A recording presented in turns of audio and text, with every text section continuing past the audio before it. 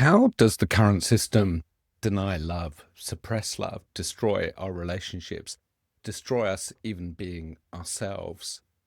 When I first became interested in anarchism, I saw it as an alternative system of government, a method of how we should take better decisions together, a better mechanism that would provide more equitable outcomes and provide that elusive agency, the absence of which is so poisoning to our society.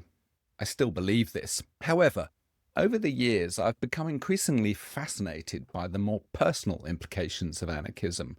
It is not just a mechanistic system to make better decisions and for democracy at last to fulfill its promise as truly inclusive and representative. Unlike today's misnamed representative democracies, anarchism is, I believe, the best, perhaps even only way to permit love, the most important of human needs and emotions, and to allow the full expression of the self, the struggle we all face to be ourselves, to live our humanity to the fullest. The current system suffocates love. Love cannot flourish where humans dominate one another in almost all realms of life. Power destroys love. We cannot love someone who holds power over us. This is why we value friendship so much, as it is born and can only survive in equality of power. Indeed, power over other people is always present in domestic abuse, sexual violence, or harassment and racism. These ills are in many ways a function of power. Whenever they occur, whether perpetrated by Jeffrey Epstein or a subtly abusive boss, there is almost invariably a power relationship at work. The relationship of those with coercive power over others cannot be a loving one, almost by definition. How can you love someone when you make them do things that they would not otherwise choose to do? Bertrand Russell's definition of power. Love is about supporting someone else to be free, to flourish, to express themselves, and cherishing what they are in full. None of these things is possible within an imbalance of power. And vice versa.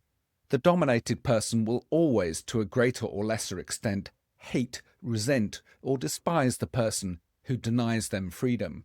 We may suppress that emotion only to have it expressed as depression, anger, or despair, but it is invariably present. It is fundamental to our humanity to want to be free. As Noam Chomsky once said, only in the family are relationships of domination, the parent over the child, permissible. Some would question even that. The current political and economic and thus social system is built on hierarchy and domination to its very core. Confusingly, it pretends to be otherwise, a vehicle of liberty and free choice. In the workplace, for instance, unless you are a solo entrepreneur or a genuinely cooperative company of co-ownership and equal decision-making, which requires learning and practicing a deliberate system like sociocracy, there is always domination. Someone has power over others, the boss. This ugly relationship is today camouflaged by earnest declarations of equality and horizontal decision-making, and by the aesthetics of casual clothes and open-plan offices, where it has become impossible to identify the boss by their appearance or size of their office. Nevertheless, everyone knows who has power and who doesn't. At its starkest, who has the power to fire someone else, thus ruining their lives? In the US, dismissal may literally destroy people's very bodies by ending their health insurance, which is tied to employment. At the end of the day, this is the power that matters, and it suffuses all work relationships, including the outwardly most benign, friendly, or egalitarian. It explains a little scene I saw the other day at the office. I rent a desk in a co-working space, where a 30-something woman was holding forth to 5 colleagues. She talked and talked. They were silent and nodded occasionally, studiously noting her words in their laptops. It was only possible to determine the hierarchy at play by their silence and obedience. This is not what happens in an equal relationship, where there might be interruptions, questions, and perhaps even laughter. There was no laughter at that table, except the occasional sycophantic fake titter. When I was the boss of Independent Diplomat, I learned that people laughed more at my jokes.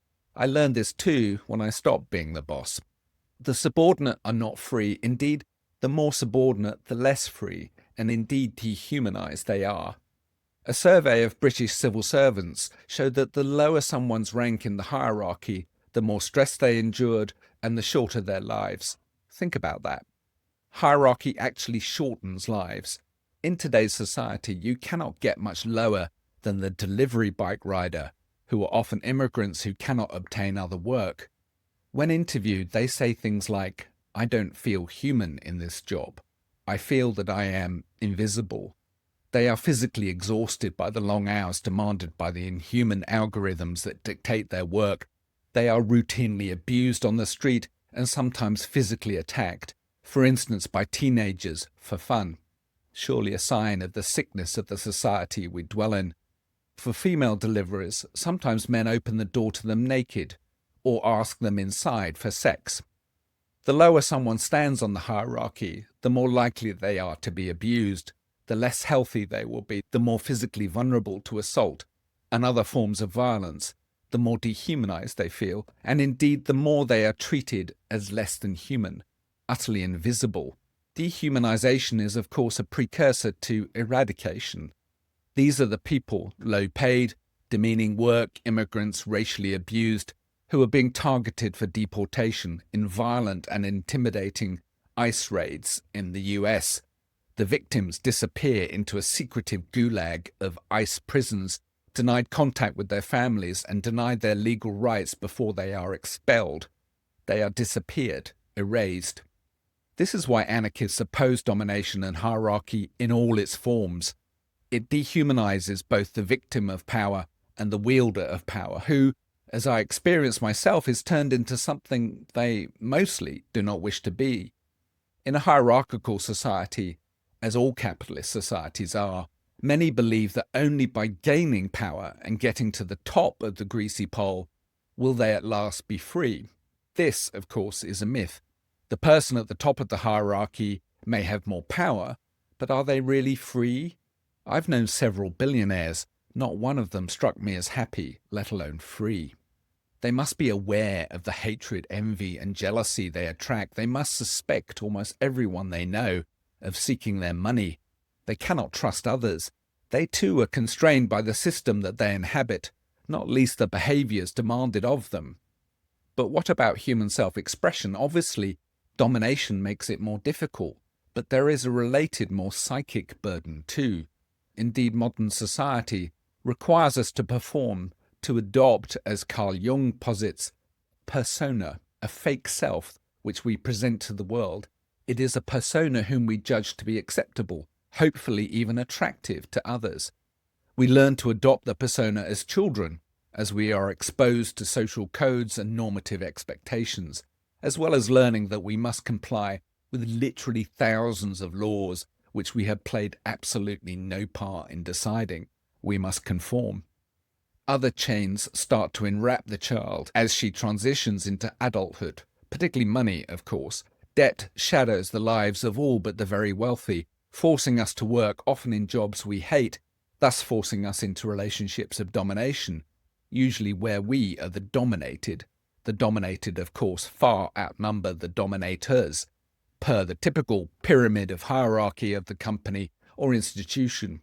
Meanwhile, thanks to social media and the nauseating worship of wealth in popular culture, we are never more aware than today of how most of us have failed in the ghastly competition that is capitalism, where only the few succeed and where everyone else feels humiliated. A humiliation that surely drives much of the contemporary ennui and social fragmentation, whether of children stabbing each other, the resurgence of racism and misogyny, or the imminent violence one can sense in public places or on the highway just waiting to be ignited. We all maintain a persona.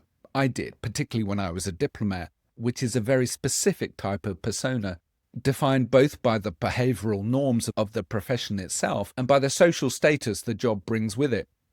I think in part I chose diplomacy because it allowed me to zip myself up into a defined persona with a specific place in the world, with social regard and, I stupidly thought, meaning.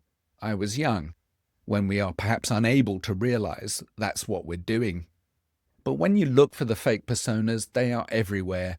I was at a funeral the other day of a very senior and accomplished judge. The congregation was numbered in the hundreds and was predominantly male, other lawyers. They all wore well-tailored dark suits and expensive shoes. They all had that kind of brash, intelligent persona. They were highly articulate and fluent. The funeral was very moving, particularly when the dead man's son spoke of his love and support for them. This may well have penetrated deep into the souls of the congregation, but signs of it amidst the collected personas, there was none. You can hear particular and familiar types of persona on the radio news or presenting TV.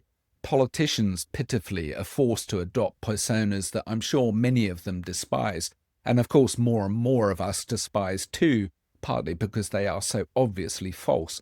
Sadly for them, and indeed sadly for us, they are among the most alienated from their true selves. Jung diagnosed that the persona was very different from the true self. He claimed that this true self could only emerge once we had acknowledged our shadow, the part of ourselves that consciously we seek to suppress and deny, the parts that shame or disgust us. Jung suggests that the becoming of the true self tends to begin in the second half of life when our egos are less in control. Individuation is perhaps the most important and certainly the most meaningful challenge we face, to be truly ourselves, truly human. Jungian psychology is rarely put together with political and economic systems, but it is clear that the current form of capitalist society encourages suppression of the self and the adoption of an artificial and inauthentic persona.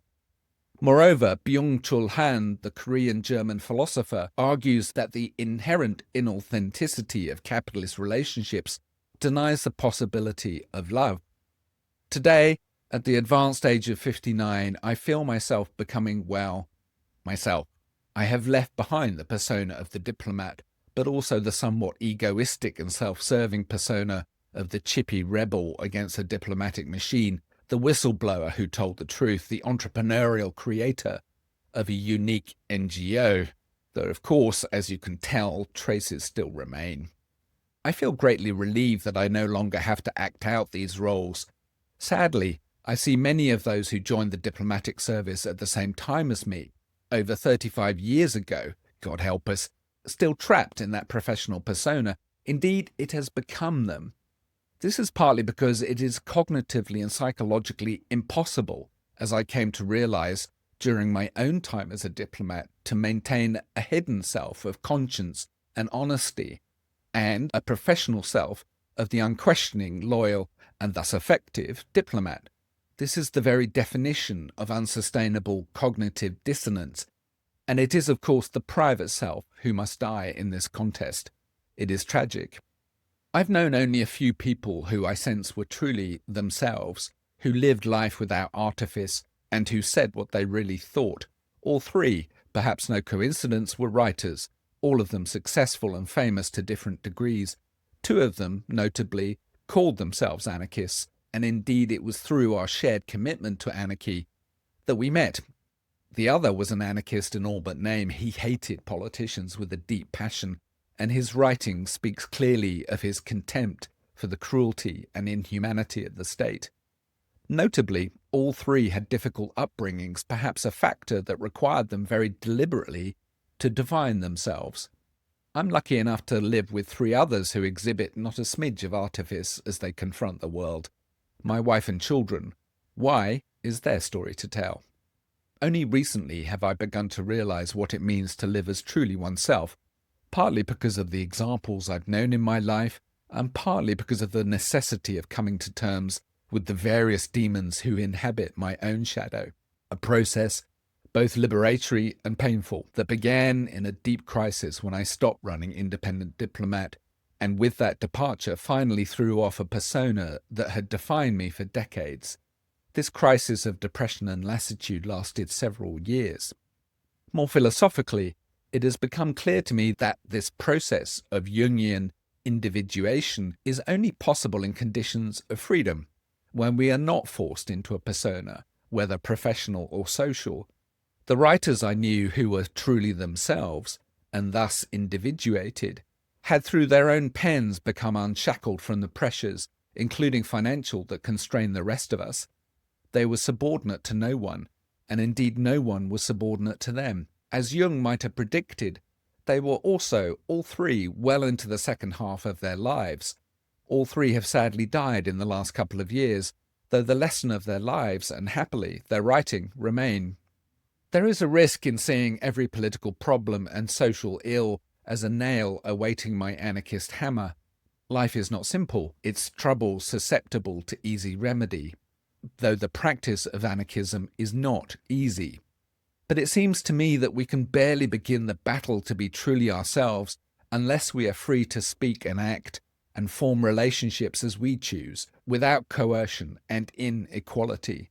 Conditioned always, of course, by respect for the needs and sensibilities of others, an obligation best fulfilled by negotiation face to face as equals, rather than indifferently arbitrated by distant and unaccountable bureaucracy.